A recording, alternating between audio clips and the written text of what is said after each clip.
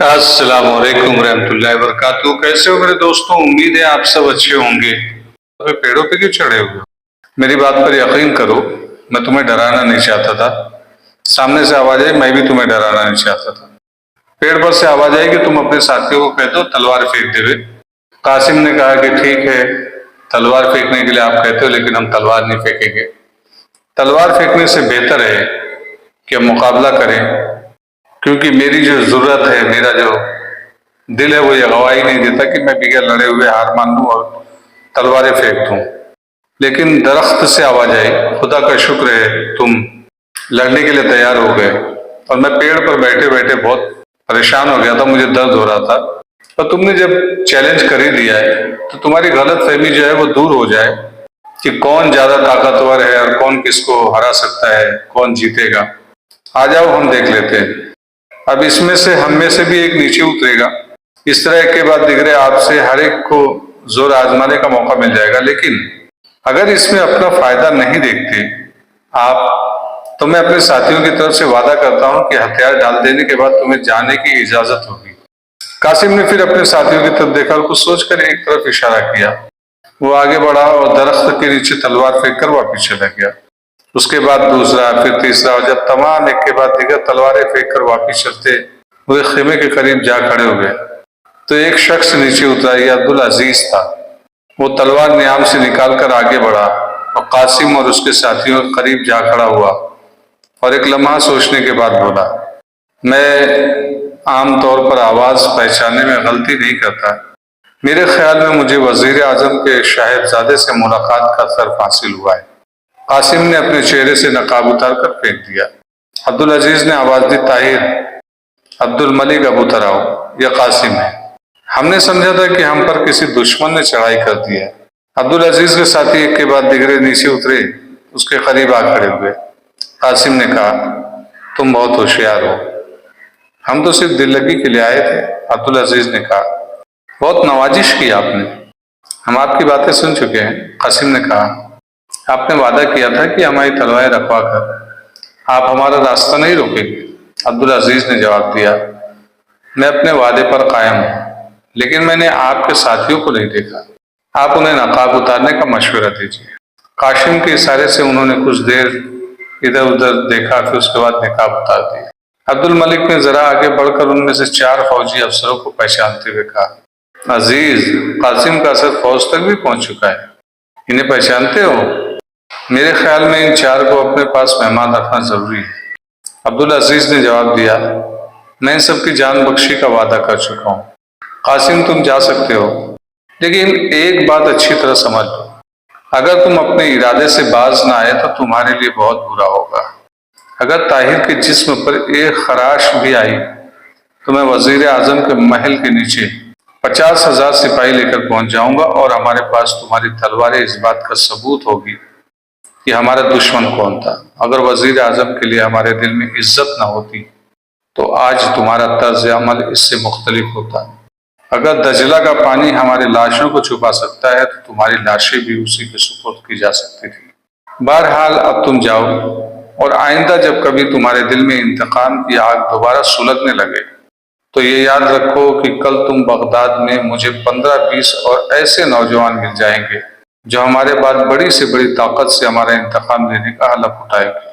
یہ کہہ کر عبدالعزیز اپنے ساتھیوں کی طرف متوجہ ہوا۔ زید، نصیر، تم وہ تلواریں اٹھا دو۔ زید اور نصیر نے درختوں کے نیچے جا کر تلواریں اٹھا لی۔ عبدالعزیز نے اپنے باقی ساتھیوں کی طرف اشارہ کیا اور وہ ایک طرف چل دیے۔ قاسم اور اس کے ساتھی انتہائی ندامت اور پریشانی کی حالت میں انہیں درختوں کی آڑ میں روپوش ہوتے ہوئے دیکھتے رہے۔ جنگل میں قریباً 8 میل چلنے کے بعد عبدالعزیز اور اس کے ساتھی اس جگہ پر پہنچ گئے جہاں درختوں کے ساتھ ان کے گھوڑے بندھے ہوئے تھے۔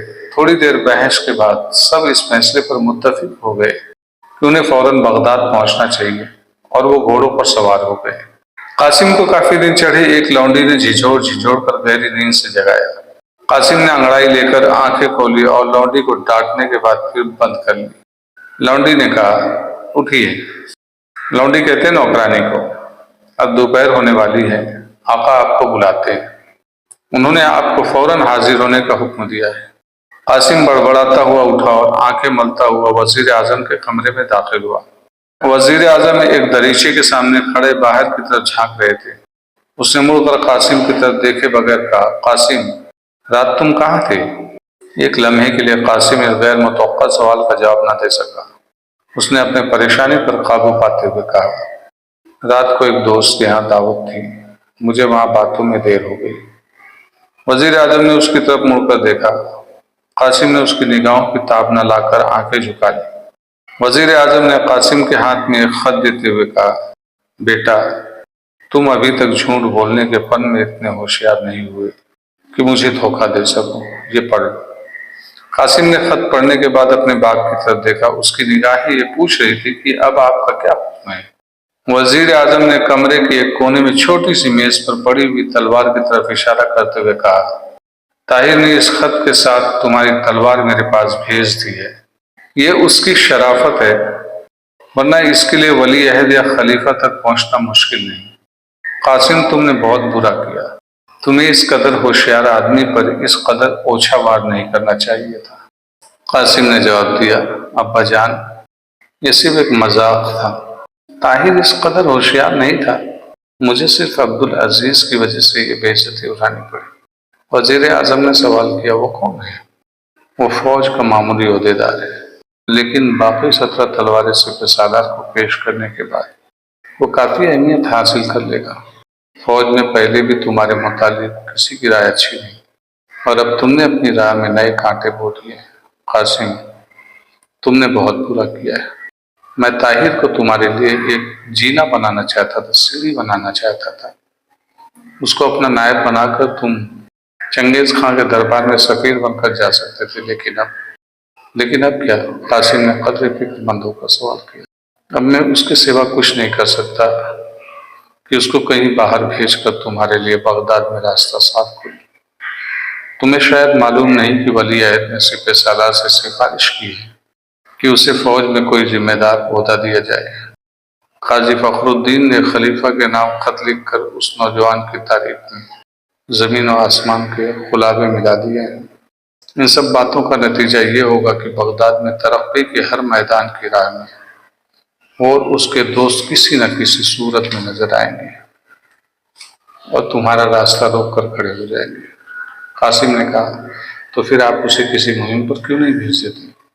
میں یہ کر سکتا ہوں، لیکن تمہاری حرکتوں کی وجہ سے جو شک لوگوں کے دلوں میں پیدا ہو گئے ہیں، میں انہیں دور کرنا چاہتا ہوں، ورنہ وہ ہمیشہ مجھے شک و شبہ کی نظر سے دیکھتے رہے گا۔ ابھی تک اسے میرے متعلق حسن ظن ہے، اور یہی وجہ ہے کہ اس نے تمہاری شکایت کسی اور کے بجائے مجھ سے کی ہے۔ قاسم نے کہا، اب یہ چاہتے ہیں کہ میں اس سے معذرت کروں، معافی مانگوں؟ نہیں، اس طرح نہیں، وہ تم سے اور بدظن ہو جائے گا۔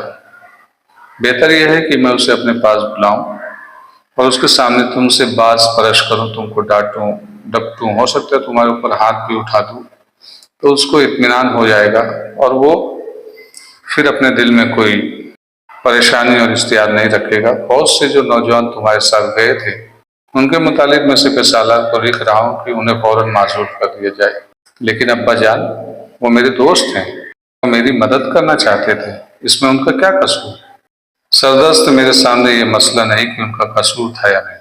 طاہر کے دوستوں پر یہ ظاہر کرنا ضروری ہے کہ مجھے اس کے ساتھ کوئی عداوت نہیں ہے۔ طاہر ولی عہد شہزادہ مستنصر اللہ اور سپہ سالار تک رسائی حاصل کر چکا ہے۔ خلیفہ نے اگر اسے سلطنت مصر کا جاسوس نہ سمجھ لیا تو عین ممکن ہے کہ وہ مجھ سے مشورہ کیے بغیر اسے کسی عہدے پر فائز کر دیں۔ اس صورت میں اپنے مخالفین کے خلاف اس کا سب سے بڑا حربہ اس کی دولت ہوگی، اور میں یہ نہیں چاہتا کہ تم ایسے شخص کو اپنا دشمن بنا لو جس کے بازو کو قدرت نے پہاڑوں کا کلیجہ چیرنے اور آسمان کے تارے نوچنے کی قوت عطا کی ہے۔